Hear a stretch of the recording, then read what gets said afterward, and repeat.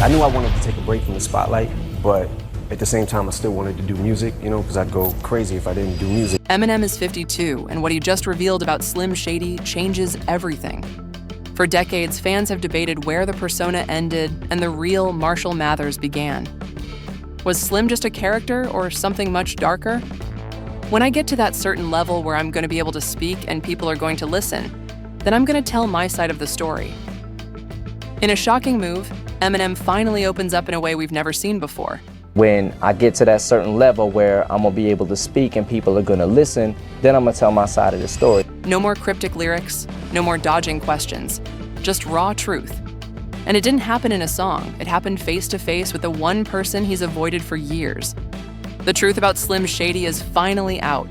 But what pushed Eminem to speak now? You're not ready for what's coming next. Without any further delay, let's begin. From Detroit streets to Dr. Dre's door, long before platinum records and Grammy stages, there was a kid in Detroit scribbling rhymes on scraps of paper just trying to be heard. Marshall Bruce Mathers III didn't grow up in a spotlight. He grew up in a city that didn't care if you made it or not. His mother moved constantly, dragging him from one broken down house to the next. Stability was a luxury. His father had vanished. School wasn't a safe space, it was a battlefield. And rap? That was the only thing that made any sense. Marshall found escape in the pages of rhyme books. He studied words like they were weapons. When other kids were out messing around, he was memorizing syllables, breaking down flows, mimicking his heroes, LL Cool J, Rakim, Nas. But there was always one problem. He was white. In Detroit's underground rap scene, that alone was enough to get you laughed off a stage, until he started rapping. Because once he opened his mouth, everything changed. He got his name buzzing through local battles. His punchlines were lethal, his delivery sharp, and his presence undeniable. He had no crew, no backup, just a relentless hunger to be taken seriously. By the time he entered the Rap Olympics in 1997, he had already lost more times than he could count. His job, his girlfriend, even custody of his daughter. But he had one last shot, that demo tape. It made its way into the hands of someone who mattered, Dr. Dre. What happened next sounds like a fairy tale, but it was real. Dre heard it, called him in, said, "I don't care if he's purple, green, or white. If he can rhyme like this, I'm working with him." Just like that, a door opened. One Marshall had been banging on for years. The Slim Shady EP got a major facelift under Dre's guidance, and in 1999, the Slim Shady LP dropped like a grenade. Everything exploded. Suddenly, the world knew who Eminem was, and they weren't ready for him. The bleach blonde hair, the unapologetic lyrics, the humor that danced dangerously close to the edge of madness. Some called him a genius. Others called him a menace. He didn't care, or at least, he acted like he didn't. But behind that sudden fame was a man who had spent his entire life clawing his way out of the gutter. He had fought every inch for a voice, and now that he had one, he wasn't about to censor it. That rage, that pain, it came from somewhere. But at the time, no one really asked why he sounded so angry, why the songs were so violent, why the persona seemed so unhinged. They were too distracted by the spectacle to see the storm brewing underneath it. What the world saw as a breakout moment was, in truth, the beginning of something far more complicated, something Eminem would wrestle with for the next 2 decades. He had finally made it out of Detroit, but he wasn't done running. Not yet. Because what no one knew back then was that his biggest creation, this persona that turned the music world upside down, wasn't just a clever gimmick. It was born from desperation. But that truth wouldn't come to light until much, much later.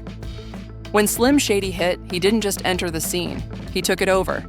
Unfiltered, unbothered, completely out of pocket.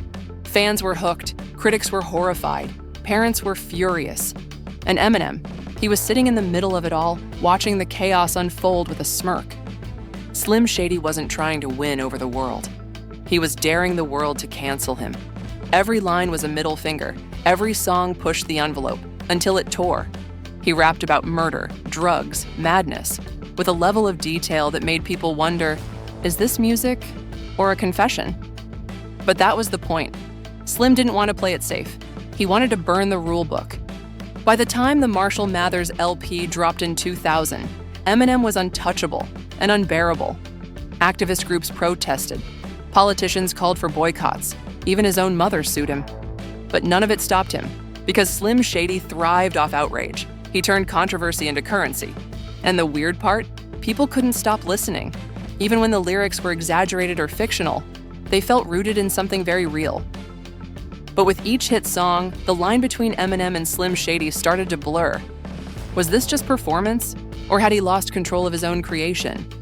Because somewhere along the way, Slim stopped being a mask. He became the voice in Eminem's head, the one whispering, "They don't want Marshall, they want me." And maybe, for a long time, that was true. But the damage was real. The pills, the isolation, the broken relationships, and eventually the collapse. But the story doesn't end there. Because in 2025, at 52 years old, Eminem finally faced the thing he'd been running from: himself. And when he did, it wasn't in a diss track or a late-night interview. It was in a face-off with Slim Shady. A surreal AI-generated conversation where Marshall finally says the thing fans never expected to hear. "I didn't create you for fun. I created you to survive." And Slim? He shrugged, tried to laugh it off, offered him a drink. But Eminem, 16 years sober now, just stared back and said, "Life's been great since you've been gone." For the first time, he didn't just rap about letting go. He actually did it.